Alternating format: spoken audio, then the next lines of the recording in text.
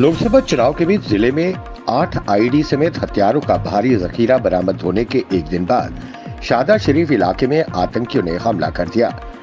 Duty से घर लौटे समाज कल्याण विभाग के एक कर्मचारी की आतंकियों ने ताबड़तोड़ गोलियां बरसाकर हत्या कर दी। घटना कुंडा तोपा गांव में बीती रात 8:30 बजे की है।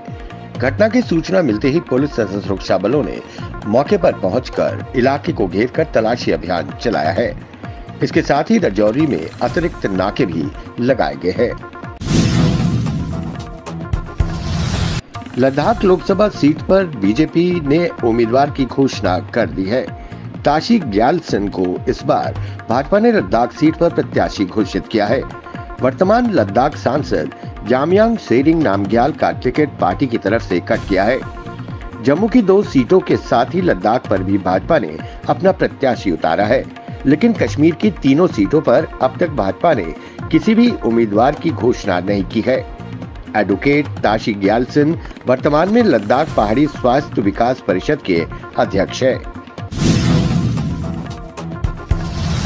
नेशनल कॉन्फ्रेंस के अध्यक्ष फारूक अब्दुल्ला ने प्रधानमंत्री मोदी की संपत्ति के वितरण संबंधी टिप्पणी पर प्रतिक्रिया दी है। उन्होंने कहा कि प्रधानमंत्री की टिप्पणी पर उन्हें अफसोस है। फारूक अब्दुल्ला ने कहा कि इस्लाम धर्म सबके साथ मिलकर चलना सिखाता है। उनके धर्म ने उन्हें कभी भी दूसरे धर्मों को नीचा देखना नहीं सिखाया, बल्कि सम्मान करना सिखाया है।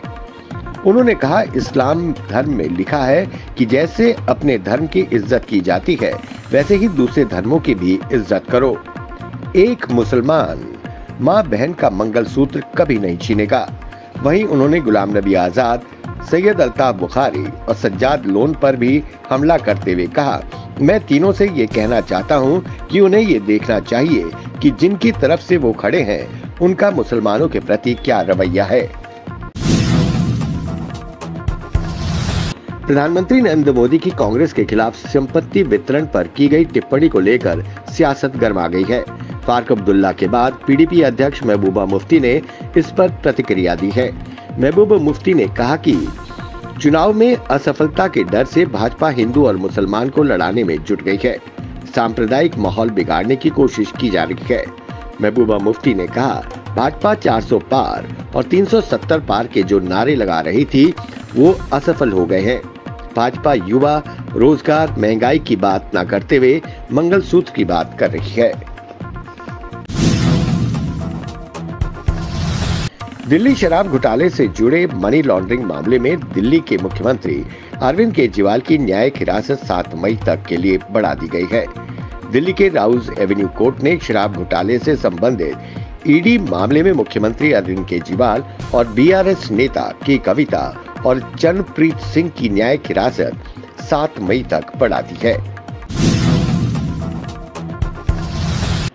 डेमोक्रेटिक प्रोग्रेसिव आजाद पार्टी के अध्यक्ष गुलाम नबी आजाद ने नेशनल कॉन्फ्रेंस और पीडीपी पर सेल्फ रूल और स्वायत्तता के नाम पर लोगों को गुमराह करने का आरोप लगाया। उन्होंने कहा कि इन दोनों पार्टियों ने स्वायत्तता और सेल्फ रूल के सपने को बेचा है, लोगों को जमकर गुमराह किया और अब ये दोनों पार्टियां इन मुद्दों को भूल चुकी है। उन्होंने कहा कि हजारों लोगों की जान गई, लेकिन क्या हासिल किया गया? स्कूल, कॉलेज, अस्पताल, सड़कें कहां पर है? कश्मीर को शांति, खुशहाली और विकास की जरूरत है। उन्होंने कहा कि वो किसी टीम का हिस्सा नहीं है।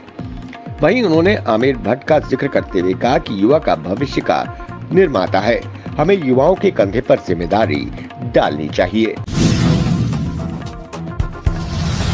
जम्मू रियासी संसदीय सीट पर प्रचार के लिए 2 दिनों में लोगों का समर्थन हासिल करने को राजनीतिक दलों ने पूरी ताकत झोंक दी है। जम्मू, सांबा, रियासी जिलों पर पूरी ताकत झोंक दी गई है। जम्मू, सांबा, रियासी जिलों पर आधारित इस संसदीय क्षेत्र में दूसरे चरण में मतदान 26 अप्रैल को होना है।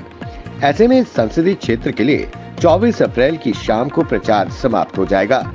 जम्मू रियासी सीट में उतरे 22 उम्मीदवारों के भाग्य का फैसला 26 अप्रैल को तय हो जाएगा।